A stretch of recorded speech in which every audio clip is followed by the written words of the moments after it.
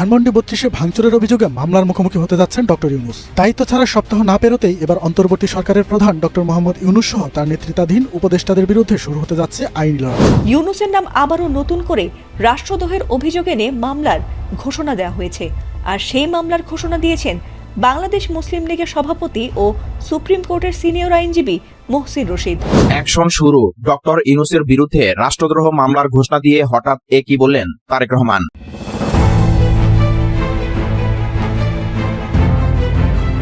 সম্প্রতি রাষ্ট্রপতির সাক্ষাৎকারের পর থেকেই দেশের রাজনীতিতে ইউনূসের শেষ পরিণতির আভাস পাইছে।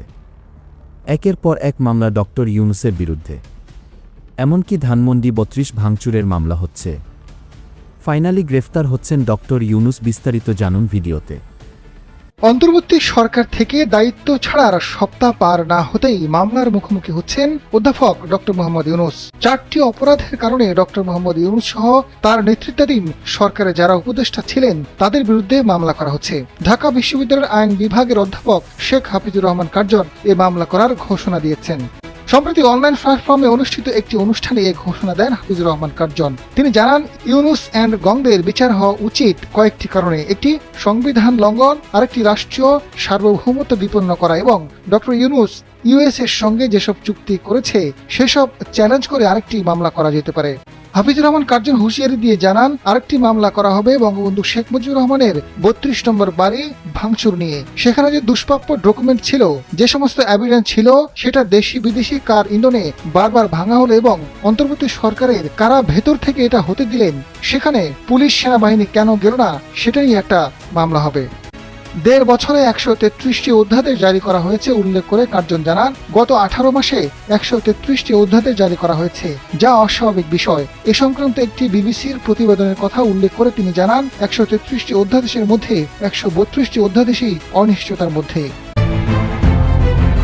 রাষ্ট্রপতির সাক্ষাৎকার নিয়ে দেশে বিদেশে যখন চলছে তোলপাড়, এসেছে ডক্টর মোহাম্মদ ইউনূসের বিরুদ্ধে রাষ্ট্রদ্রোহের অভিযোগে মামলা করার ঘোষণা। সুপ্রিম কোর্টের সিনিয়র আইনজীবী ও বাংলাদেশ মুসলিম লীগের সভাপতি মোহসিন রশিদ বলেছেন, সদ্য বিদায়ী অন্তর্বর্তী সরকার প্রধানের বিরুদ্ধে তিনি নিজে এই মামলা করতে চান। কারণ আইনজীবী মোহসিন রশিদ মনে করছেন, ডক্টর ইউনূস কেবল সংবিধানই লঙ্ঘন করেননি, বরং তার কর্মকাণ্ড রাষ্ট্রদ্রোহের পর্যায়ে পড়ে। ডক্টর ইউনূস যখন সরকার প্রধান ছিলেন তখনই তার বিরুদ্ধে নানা অভিযোগ উঠছিল। এরই মধ্যে কালের কণ্ঠের নির্বাহী সম্পাদক হায়দার আলীকে রাষ্ট্রপতি মোহাম্মদ শাহাবুদ্দিনের দেওয়া একান্ত সাক্ষাৎকারে অনেকগুলো অভিযোগ সুনির্দিষ্ট আকারে উঠে আসে। তারপর থেকে ডক্টর ইউনূসের বিরুদ্ধে রাষ্ট্রদ্রোহের অভিযোগে মামলার সুযোগ থাকা না থাকার বিষয়টি বিভিন্ন মহলে আলোচিত হতে থাকে। সংবিধান অনুযায়ী সরকার প্রধান বিদেশ সফর থেকে ফিরে রাষ্ট্রপতিকে সফরের অর্জন, দ্বিপাক্ষিক আলোচনা বা চুক্তি সম্পর্কে লিখিতভাবে অবহিত করতে বাধ্য। কিন্তু রাষ্ট্রপতির অভিযোগ, ডক্টর ইউনূস 14 থেকে 15 বার বিদেশ সফরে গেলেও একবারও রাষ্ট্রপতিকে জানাননি বা তার কাছে যাননি। প্রধান উপদেষ্টা সংবিধানের কোনো এটা মেনটেন করেননি।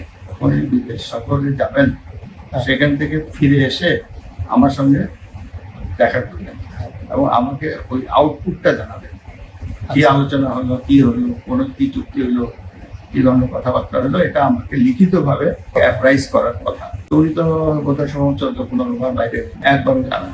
এছাড়া যুক্তরাষ্ট্রের সঙ্গে একটি গুরুত্বপূর্ণ বাণিজ্যিক চুক্তিও ডক্টর ইউনূস অতি গোপনে করেছেন। এইভাবে পররাষ্ট্র বিষয়ক তথ্য গোপন রাখা সরাসরি সাংবিধানিক শপথ ভঙ্গ ও সংবিধান লঙ্ঘনের শামিল বলে অনেকেই মনে করছেন। রাজনৈতিক চিন্তক ও লেখক ফরহাদ মজহারও বারবার বলে এসেছেন, অন্তর্বর্তী সরকার সংবিধান রক্ষার শপথ নিয়ে দায়িত্বে এসে পদে পদে সংবিধান লঙ্ঘন করেছেন। আপনি একদিকে বলছেন আপনি সংবিধান রক্ষা করবেন, অন্যদিকে প্রত্যেকটা পদে পদে সংবিধান লঙ্ঘন করেছেন।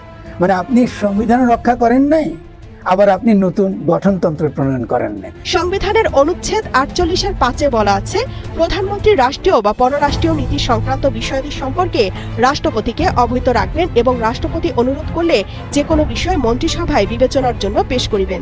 প্রধান উপদেষ্টা পদটি প্রধানমন্ত্রীর সমমর্যাদার এবং সম অধিকারের কিনা, এইরকম একটা অস্পষ্টতা অবশ্য বাস্তবে রয়ে গেছে। ডক্টর ইউনূসের সরকারের জারি করা অধ্যাদেশগুলোর মধ্যে বেশ কয়েকটি নিয়েও এখন প্রশ্ন উঠেছে। রাষ্ট্রপতি সাক্ষাৎকারে বলেছেন, প্রধান উপদেষ্টা থাকাকালীন ডক্টর ইউনূস সংবিধানের কোনো বিধান যেমন মেনে চলেননি, তিনি অপ্রয়োজনীয় অনেক অধ্যাদেশ জারি করেছেন। রাষ্ট্রপতি আরও বলেছেন, তাকে রাষ্ট্রপতি পদ থেকে সরিয়ে দেওয়ার উদ্যোগটি ছিল অসাংবিধানিক অপচেষ্টা এবং দেশে সাংবিধানিক শূন্যতা সৃষ্টির ষড়যন্ত্র। সশস্ত্র বাহিনী সম্মিলিতভাবে তারাও চাইছে যে এভাবে রাষ্ট্রপতিকে অপসারণ করাটা অসাংবিধানিক যায়। আর্মি, নেভি, ভাবে আপনার সশস্ত্র বাহিনী, আর এখানে নেতৃত্বে ছিলেন সেনাবাহিনীর প্রধান। তিনজনই অত্যন্ত দৃঢ়তার সঙ্গে আমাকে সমর্থন। এর আগে সংবিধানের 106 অনুচ্ছেদ অনুযায়ী সুপ্রিম কোর্টের মতামত নিয়ে অন্তর্বর্তী সরকারের শপথ নেওয়া চ্যালেঞ্জ করে রিট করেন আইনজীবী মহসিন রশিদ। এ বিষয়ে তিনি জানান, আদালতে গিয়েছেন এবং রায়ের সার্টিফাইড কপির জন্য আবেদন করেছেন।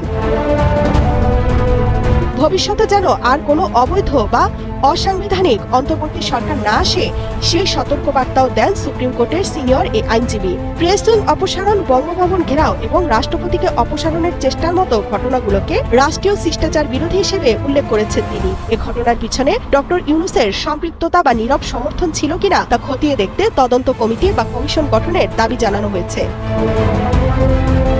ডক্টর ইউনূসের বিরুদ্ধে অতীতে আরও কিছু রাষ্ট্রদ্রোহের অভিযোগ উঠেছিল। অন্তর্বর্তী সরকার গঠনের আগে ডক্টর ইউনূস বাংলাদেশের অভ্যন্তরীণ বিষয়ে বিদেশি হস্তক্ষেপ চেয়ে যে বক্তব্য দিয়েছিলেন তা রাষ্ট্রদ্রোহের সমান বলে দাবি করা হয়েছিল। এছাড়াও ডক্টর ইউনূসের বিরুদ্ধে অভিযোগ তোলা হয়েছিল, তিনি বিশ্ব ব্যাংককে প্রভাবিত করে পদ্মা সেতুর অর্থায়ন বাতিল করিয়েছেন, যেটিকে রাষ্ট্রদ্রোহিতা হিসেবে দাবি করা হয়েছিল।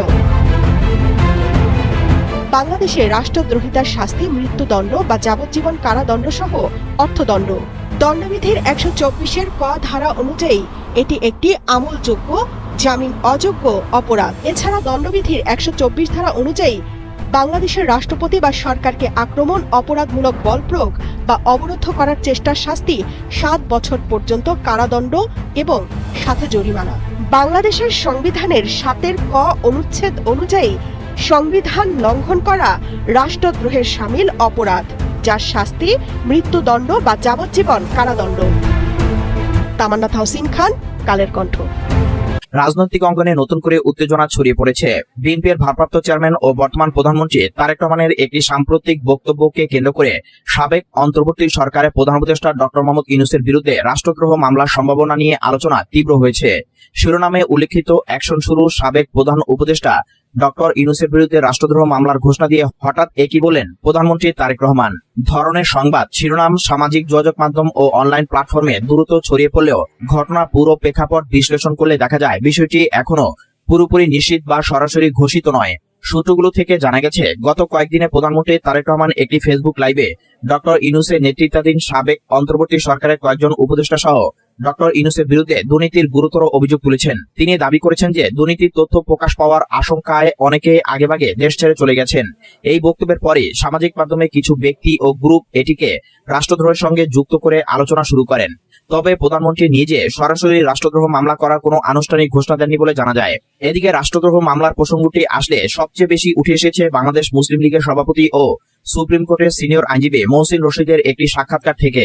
গত 23-24 ফেব্রুয়ারি বিভিন্ন ইউটিউব চ্যানেল ও অনলাইন মাধ্যমে তিনি বলেন, ডক্টর ইউনূসের অন্তর্বর্তী সরকারকালীন কর্মকাণ্ড সংবিধান লঙ্ঘনের শামিল এবং এটি রাষ্ট্রদ্রোহের পর্যায়ে পড়তে পারে।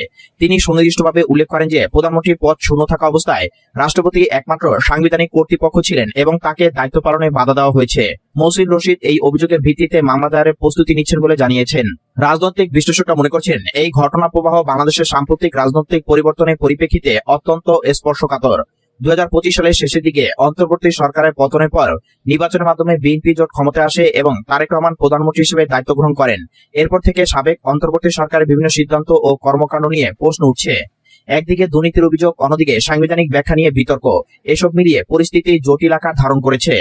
ডক্টর ইউনূসের পক্ষ থেকে এখনো পর্যন্ত এই সাম্প্রতিক অভিযোগগুলোর কোনো আনুষ্ঠানিক প্রতিক্রিয়া পাওয়া যায়নি। তবে তার ঘনিষ্ঠজনদের কয়েকজন জানিয়েছেন, এগুলো রাজনৈতিক প্রতিহিংসার অংশ এবং আইনি লড়াইয়ের মাধ্যমে মোকাবেলা করা হবে। অন্যদিকে সরকার সমর্থক মহলের অভিমত, অতীতের কোনো সিদ্ধান্ত জাতীয় স্বার্থের পরিপন্থী ছিল এবং তার তদন্ত হওয়া উচিত। প্রিয় দর্শক, ইউনূস সরকারের পতনের পর যখন বিএনপির হাতে সর্বোচ্চ ক্ষমতা চলে এসেছে, তারপর থেকেই একের পর এক ডক্টর ইউনূসের বিরুদ্ধে মামলা হচ্ছে। প্রিয় দর্শক, এবার সবচেয়ে বড় খবর হচ্ছে ধানমন্ডি 32 ভাঙচুরে এবং মব কাণ্ডের মামলা হচ্ছে। এই বিষয়টি নিয়ে ডক্টর ইউনূসও ফেঁসে যাচ্ছেন। এ বিষয়ে আপনাদের কি বক্তব্য তা অবশ্যই আমাদের কমেন্ট করে জানাতে ভুলবেন না। আর হ্যাঁ, আপনি যদি আমাদের এই চ্যানেলে নতুন দর্শক হয়ে থাকেন তাহলে অবশ্যই চ্যানেলটি সাবস্ক্রাইব করে বেল বাটনটি অন করে রাখবেন। আজকের মতো এখানেই বিদায় নিচ্ছি। দেখা হচ্ছে পরবর্তী কোন একটি ভিডিওতে। ভালো থাকবেন সবাই। ধন্যবাদ সবাইকে।